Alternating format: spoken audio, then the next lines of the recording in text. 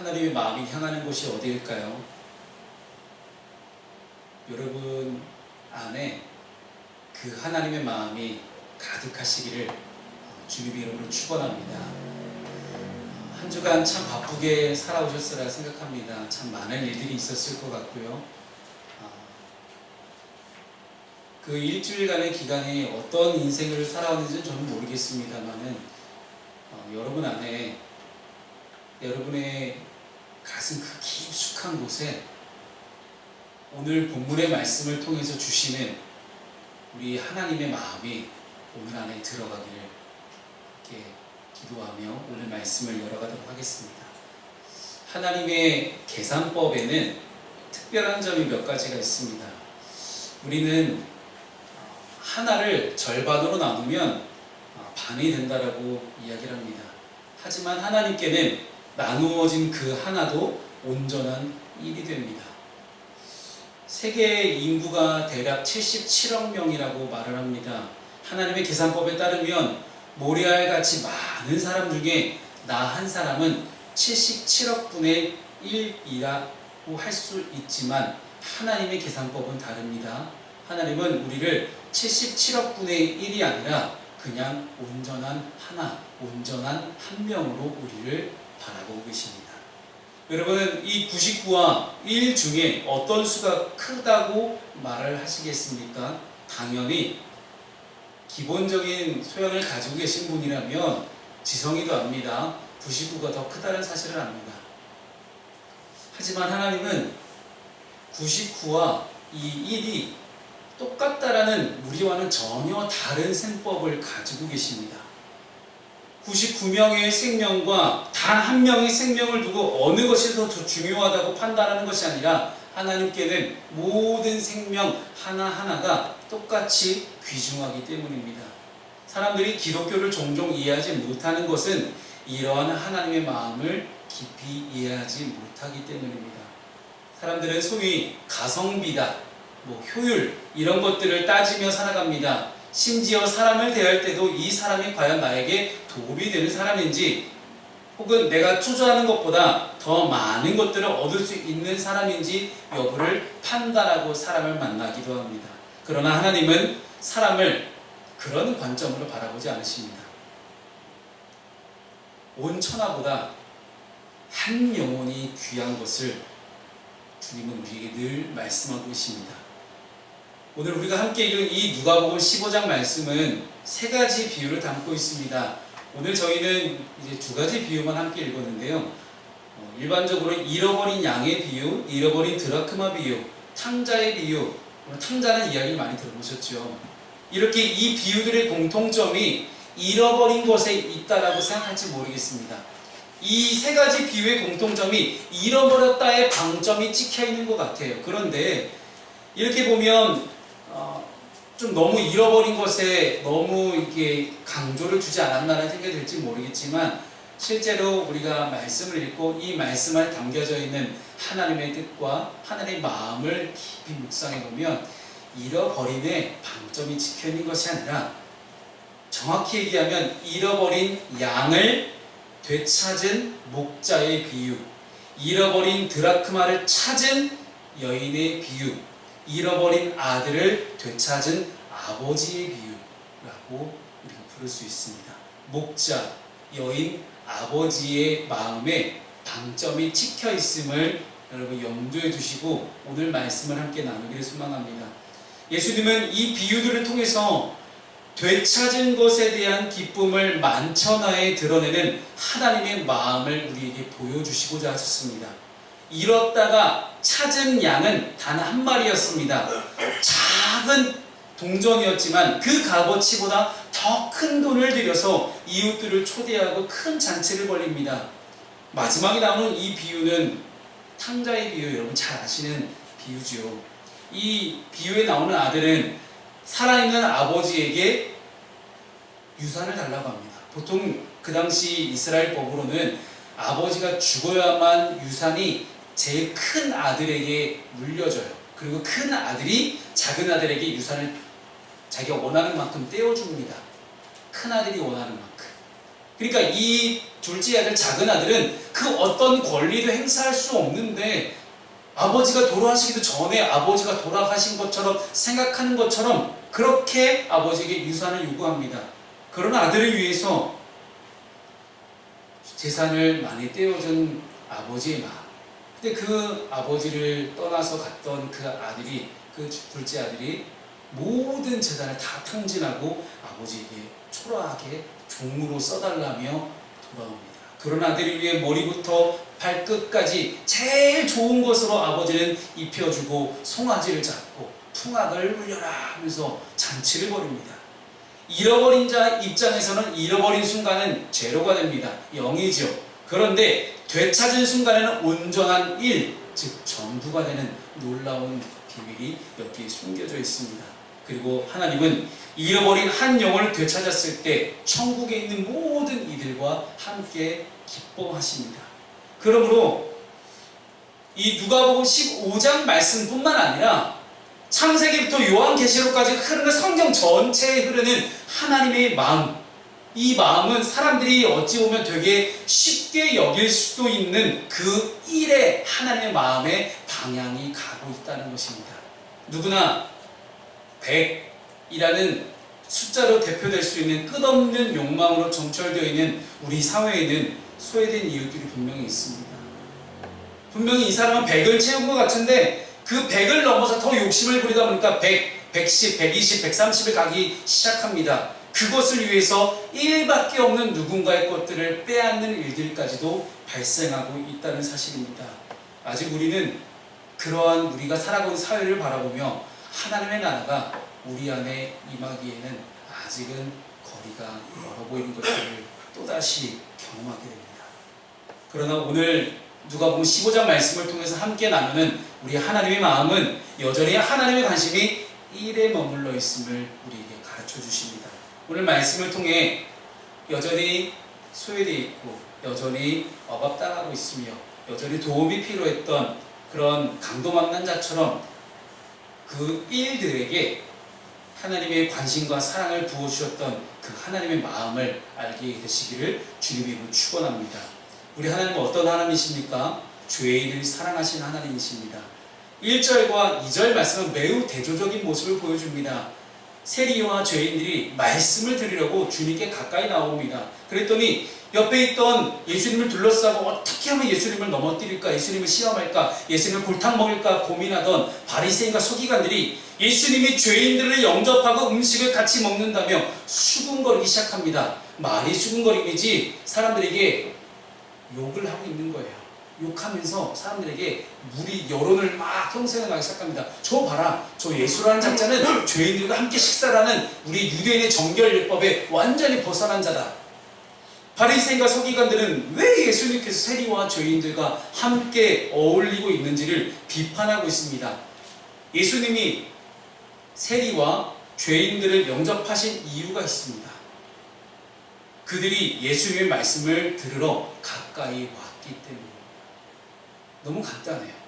예수님이 세리와 죄인들을 기존의 세상적인 가치관과 기준으로 너희는 세리야, 너희는 죄인이야, 너희는 욕먹을 만해 라고 기준을 가지고 그들에게 다가가신 것이 아니라 그들이 먼저 세리와 죄인임에도 불구하고 예수님의 말씀을 들으러 가까이 나옵니다. 주님께 가까이 왔다라는 사실이 중요한 거예요.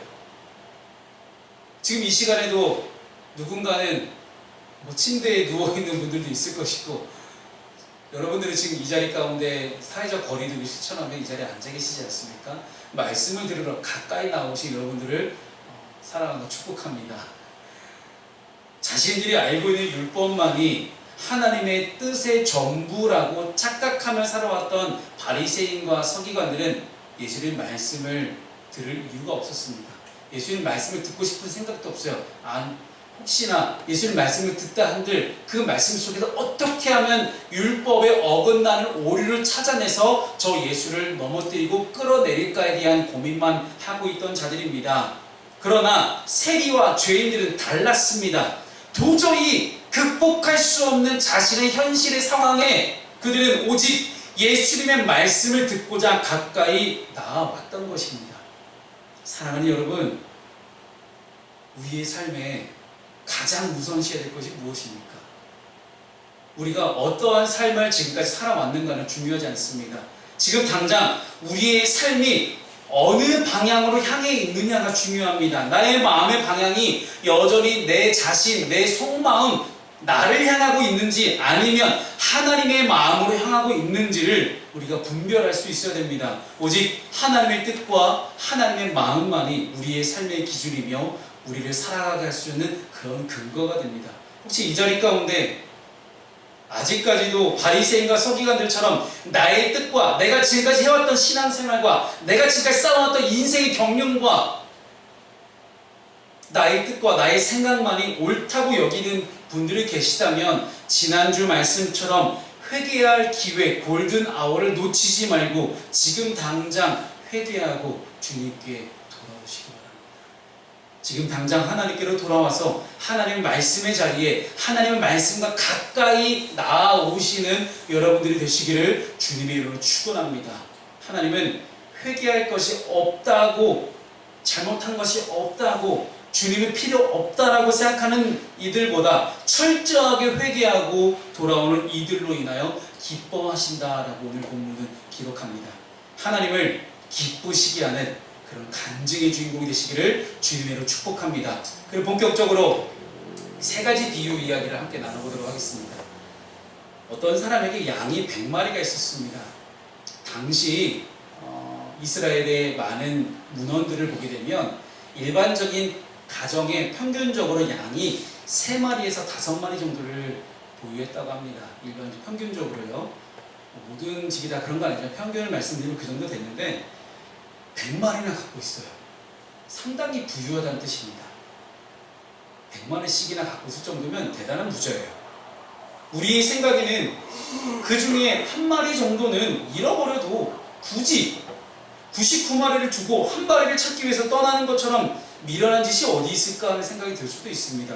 그런데 여러분 100마리 정도의 규모가 있는 그런 부자였다면 이 주인 말고도 100마리의 양을 돌보는 보조 목자가 있었을 거예요. 보조 목동이죠. 그리고 그 보조 목자에게 99마리의 양을 맡겨놓고 찾으러 갔을 것이 추측되는 그런 상황입니다. 근데 여기서 중요한 거는 4절 말씀이에요. 찾아내기까지 찾아다니지 아니하겠느냐. 여기서 이 찾는다는 표현, 표류에타이라는 그런 헬라어 동사를 쓰게 되는데 주인이 직접 찾아다닌다는 거예요. 주인이. 그리고 5절 말씀에 봤더니 또 찾아낸 즉 즐거워서 어깨에 메고 집에 돌아왔다는 거예요. 그리고 집에 돌아와서 뭐합니까? 벗과 이웃들을 불러서 잔치를 벌입니다. 잔치의 이유가 뭐예요? 잔치를 왜 벌리죠? 잃은 양을 찾았기 때문에. 비유의 핵심을 7절에서 정리하고 있는데 7절을 보면 내가 너희에게 이르노니 이와 같이 죄인 한 사람이 회개하면 하늘에서 회개할 것 없는 의인 99로 말미암아 기뻐하는 것보다 더하리라. 즉 회개하고 돌아오는 죄인의 방점이 찍혀 있습니다. 무슨 이야기입니까? 바리새인과 서기관들은 회개할 것이 없다고 교만하며 살아왔습니다. 그런데 예수님께서는 지금 세리와 죄인들처럼 회개하려고 작정하고 돌아오는 그 한 사람인가요? 더 기뻐하신다는 거예요. 그리고 그들이 돌아왔을 때 얼마나 큰 기쁨인지를 나타나고 계십니다. 우리가 기억해야 될 것은 무엇입니까? 숫자가 아닙니다. 숫자가 아니라 한 영혼을 생각해야 된다는 말입니다. 한 영혼. 잃어버린 한 영혼을 찾기 위해서 이 땅에 오셔서 십자가를 지시기까지 죽기까지 우리를 사랑하신 그 예수 그리스도의 마음, 그 목자 되신 우리 주님의 마음을 기억하고 주님께 돌아올 수 있는 여러분 되기를 소망합니다. 두 번째 비유는 어떤 비유죠? 드라크마를 잃어버렸어요. 여러분 드라크마가 그렇게 큰 액수는 아닙니다. 8절 말씀을 봤더니 어떤 여자가 10드라크마가 있었대요. 근데 하나를 잃어버렸더니 등불을 켜고 집을 쓸면서 찾아내기까지 부지런히 찾았다라고 성경은 표현합니다. 당시 팔레스타인 이 아랍 세계에서 고대 근동 지방에 보편적으로 한 여자가 시집을 가게 되면 은전이죠. 은전. 이 은전을 10개를 결혼 선물로 받았다라고 해요. 그러니까 결혼 반지처럼 어떤 정서적인 차원의 그런 의미가 담겨져 있는 게 10개의 드라크마입니다. 또한 어떤 학자는 이렇게도 이야기합니다. 이 여인이 그 당시 여인들은 직업을 가질 수가 없었어요.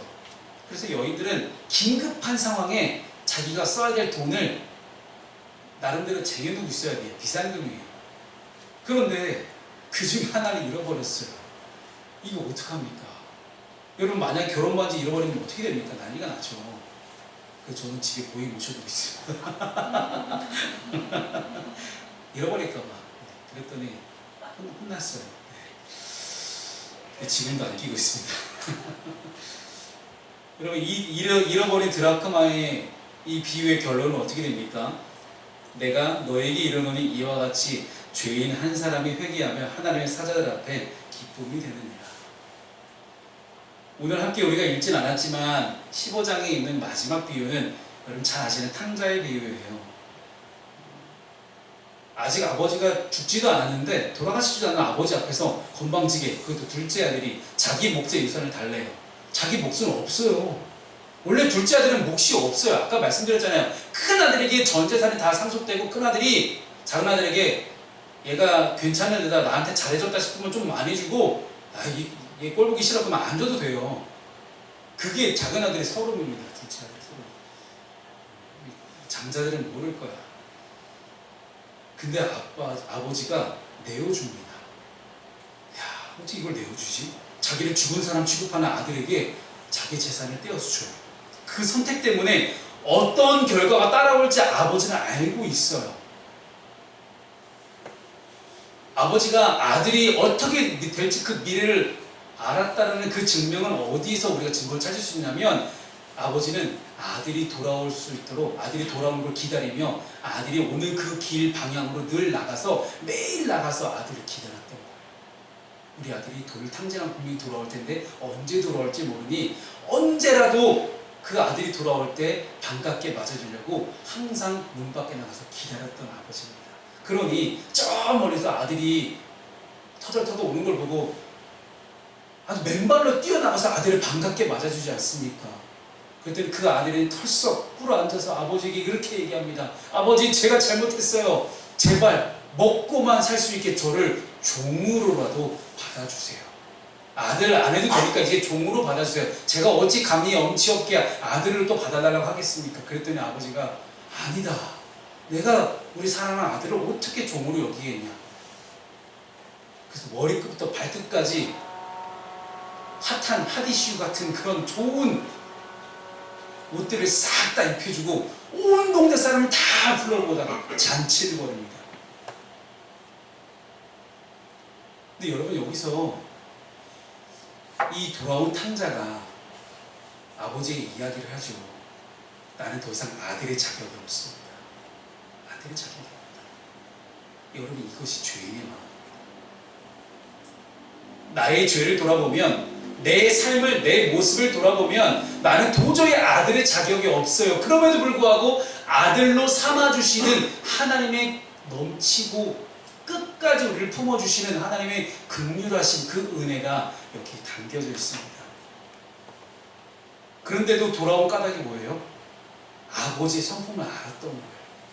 내가 비록 죄를 지은 아들이지만 나를 종으로, 품꾼으로 써달라고 돌아왔을 때, 자기가 아들이었을 때 보니까 우리 아버지는 품꾼들도 잘 챙겨주시고 품꾼들한테도 삭슬 다 제때제때 공급해줬던, 너무나 잘 챙겨줬던 아버지니까 이런 아버지 정도면 내가 종으로 살아도 괜찮겠다 생각하고 아버지의 성품을 믿고 돌아왔다라는 거예요. 그런데 그는 그런 아버지의 성품은 알았지만 아버지 되시는, 정말 끝까지 놓지 않으시는 아버지 하나님의 마음까지는 그는 절대 몰랐다는 것입니다. 아버지는 어떻습니까?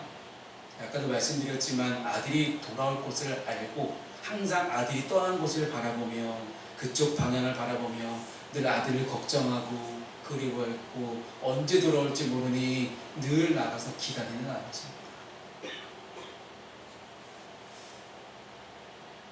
100분의 1에서 10분의 1로 바뀌었습니다. 그 마지막 비유는 10개의 드라크마에서 두 아들 중에 한 명으로 바뀌었어요. 100보다는 100분의 1보다는 10분의 1이 더 비중이 큽니다. 10분의 1보다는 2분의 1이 더 비중이 큽니다. 그러나 하나님은 100분의 1이 돌아온들, 10분의 1이 돌아온들, 2분의 1이 돌아온들, 그 1이 돌아온 것에 기뻐하시며 잔치를 벌이시는 분이 하나님이십니다.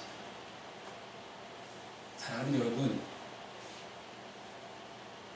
그 일이 돌아온 그 자리에는 항상 어떤 일이 벌어집니까? 기쁨의 잔치가 벌어집니다. 하나님이 너무 기쁘셔서, 아버지가 너무 기뻐서 잔치를 벌여주는 거예요. 그것이 바로 하나님의 나라의 회복을 뜻하는 것입니다. 분명히 우리 하나님은 계속 일에다가 관심을 주고 계십니다.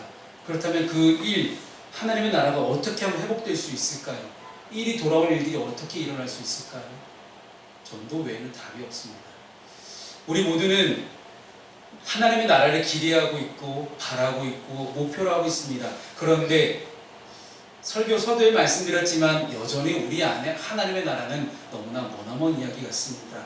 물론 개인적으로 나 한 명에게 임하시는 하나님의 나라는 매우 쉬워 보여요. 예수 그리스도를 내 구세주와 주님을 믿겠다라고 결단하기만 하면 우리를 구원하시는 하나님 놀라운 은혜를 우리는 경험하게 됩니다. 그러나 여전히 슬픔과 고통 가운데 있는 수많은 사람들이 우리 사회 곳곳에 그리고 전 인류에게 아직도 존재하는 것들을 보게 되면 인류 공동체에게 주시는 하나님의 나라는 아직도 멀어 보입니다. 우리는 그래서 더 이상 개인적인 구원에만 머무르지 않아야 합니다. 이전의 전통적인 방법으로 전도를 하라고 저는 여러분에게 말씀드리는 것이 아닙니다. 오늘 본문의 6절과 9절 말씀을 똑같은 문장이 그대로 써 있어요. 벗과 이웃을 불러 모으고 말하되 나와 함께 즐기자. 이것이 잃어버린 것을 찾아낸 하나님의 마음입니다. 오늘은 웨슬리 회심 기념주일입니다. 1738년 5월 24일에 성공의 신부였던 존 웨슬리는 올더스 게이트에서의 회심 이후에 선교와 더불어 사회개혁운동과 사회사업에도 전력했고 해마다 8,000마일 이상의 여행을 하며 빈민구제 등 온갖 사업을 벌였습니다. 그가 웨슬리의 일기에 써놓은 구절을 잠깐 제가 적어봤습니다. 제가 읽어드리겠습니다. 저녁에 나는 별로 내키지 않은 걸음으로 올더스 게이트 거리에 있는 한 집회에 참석하였는데 거기서 한 사람이 루터의 로마서 서문을 읽고 있었다. 9시 15분경에 그가 그리스도 안에 있는 믿음을 통하여 하나님께서 마음의 변화를 일으키신 일을 설명하고 있을 때 나는 내 마음이 이상하게 뜨거워짐을 느꼈다. 나는 내가 그리스도를 신뢰하고 있다고 느꼈으며 구원을 위해 다만 그리스도만 믿고 있음과 그 위에 주께서 나의 죄를 나의 죄까지도 다 거두어 가시고 나를 죄와 사망의 법에서 건져 주셨음을 믿는 확신이 나에게 주어졌다. 이것이 존 웨슬리의 1738년 5월 24일 집에 돌아와 쓴 일기의 내용입니다. 웨슬리의 청빈, 전략, 근검 및 근면 사상이 이 영국 사회 전반에 걸쳐서 영국의 어떤 부패한 것들을 들춰냈고 정직과 나눔의 사상을 펼치고 실천해서 영국 사회를 변화시키고 경제와 사회 발전을 이끄는 중요한 종교 개혁을 이루어냈습니다. 근데 이 존 웨슬리는 항상 큰 교회당을 찾아다니며 복음을 전했던 것이 아니었습니다. 웨슬리가 제일 먼저 찾아갔던 곳은 길거리였고 탄광이었고 교도소였으며 병원이었습니다. 늘 그런 곳들만 찾아다니며 그곳에서 여전히 소외당하고 여전히 억울함을 호소하는 수많은 이웃들에게 진정한 그리스도의 복음을 전하며 나누기 시작합니다. 이전의 종교개혁가들과 가장 큰 차이점은 웨슬리는 다른 종교개혁가들과 다르게 구원과 동시에 이루어지는 성화에 대해서 강조했다는 것입니다. 성화, sanctification이라는 영어 단어를 쓰는데요. 거룩하게 되어지는 과정이라는 뜻입니다. 거룩하게 되어지는 과정, 즉 개인적인 믿음의 성장과 더불어서 사회적인 구원을 이루기 위한 실천적인 믿음의 행동을 해야 할 것을 가르치고 있습니다. 그래서 웨슬리는 신앙의 본질은 내면적이지만 신앙의 증거는 사회적이어야 한다라고 가르치고 있습니다. 여기에 저는 여러분들에게 새로운 전도 방법을 제시하고자 합니다. 기존에 많은 이들이 전도가 어렵다고 느끼는 이유는 딱 한 가지입니다. 내가 그렇게 살지 못했기 때문이죠. 교회에서의 내 삶은 정말 그럴듯해 보일 수 있습니다. 교회 안에서의 내 삶이 집사, 권사, 장로요 하면서 내가 얼마든지 하나님께 잘 예배하고 얼마든지 하나님 마음에 쏙 들게 신앙생활을 할 수 있어요. 하지만 정말로 나의 모든 전 존재적인 삶을 걸고 그리스도의 영광을 위해 살았냐는 그 솔직한 질문에 과연 여러분들이 어떻게 답할 수 있겠습니까? 뭐 요즘 많이 이야기하는 관계전도다라고 많이들 이야기하죠. 그 관계전도의 첫 번째 필수 요건은 무엇입니까? 내가 그리스도인으로 살아가는 것입니다. 기독교가 더 이상 우리만의 종교, 그들만의 종교가 아니라 하나님 안에서 모두 하나가 되는 종교가 되기 위해서는 우리가 각계 각층의 사람들이 하나님께 돌아올 수 있도록 사회적인 구원을 이루어갈 수 있어야 됩니다. 누군가는 교사의 자리에서, 누군가는 학생의 자리에서, 누군가는 가정주부의 자리에서, 누군가는 각자의 직업의 영역에서 사회 모든 영역에 그리스도인들이 정말로 예수 그리스도의 제자에 대한 삶을 충실하게 잘 살아간다면 우리는 굳이 말하지 않아도 우리의 그리스도인의 삶을 바라보며 많은 이들이 깨닫게 될 것입니다. 아, 저것이 바로 그리스도입니다. 영국 성공의 교도들이 웨슬리를 비롯한 수많은 사람들에게 으이그 저 메소디스트들, 으이그 저 규칙쟁이들 하고 비꼬았던 그 단어, 그것은 그들이 비꼬았던 그 이유는 그들이 그렇게 살지 못했기 때문입니다. 꼭 저렇게까지 살아야 돼? 그렇죠. 꼭 그렇게까지 규칙적으로 기도와 말씀과 예배와 성찬에 저렇게 목숨 걸어야 돼? 왜요? 그들이 못했으니까. 그렇게 할 생각 자체는 안 했습니다. 왜요? 그들의 마음의 방향이 하나님께를 향하지 않았기 때문입니다. 사랑하는 여러분, 하나님을 기뻐하시는 것은 일이 돌아오는 겁니다. 여러분에게 여러분들의 도움이 필요한 자들은 누구입니까? 저에게 그 일들은 청소년이었습니다. OECD 국가 중에서 청소년 자살률이 여전히 독보적으로 1위를 달리고 있는 대한민국. 청소년 자살률이 10만 명당 7.7이라고 합니다. 10만 명당 7.7%인데 이거를 우리나라 인구 5,189만 명이에요. 1000단위 빼고. 산술적으로만 따져봐도 한 해에 거의 3,000명 가까운 수많은 청소년들이 극단적인 선택을 내리고 있는 그런 현실을 보니 너무나 가슴 아팠습니다. 여전히 많은 교회들은 청소년들이 없다, 다음 세대가 없다라고 난리예요. 그 다음 세대에 대한 대책을 내놓기 시작하는데 그 대책들이 결국은 교회 안에서 신앙교육을 어떻게 시킬까에 대한 그런 내용밖에 없어요. 교회 밖에 청소년들에게 관심 있는 교회가 없습니다. 많이 없어요. 저희 교회 말고도 많이 있긴 하지만 적어도 저희 교회 주변에 있는 수많은 교단 가리지 않고 수많은 보노동 땅에 있는 많은 교회들을 보게 되면 교회 밖의 청소년들을 위해서 교회 공간을 아낌없이 내어주는 그런 교회는 없습니다. 사랑하는 여러분, 물은 99도씨에서는 절대 끓지 않습니다.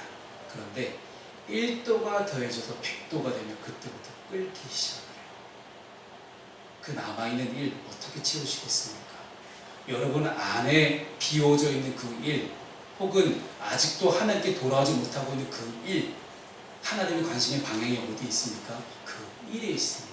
그 일을 채우기 위해 오늘도 앞으로 여러분 평생에 주님께 가까이 가는 그 날까지 그 일을 채우기 위해 함께 노력할 수 있는 저와 여러분 우리 교회 공동체가 되시기를 주님의 이름으로 축원합니다.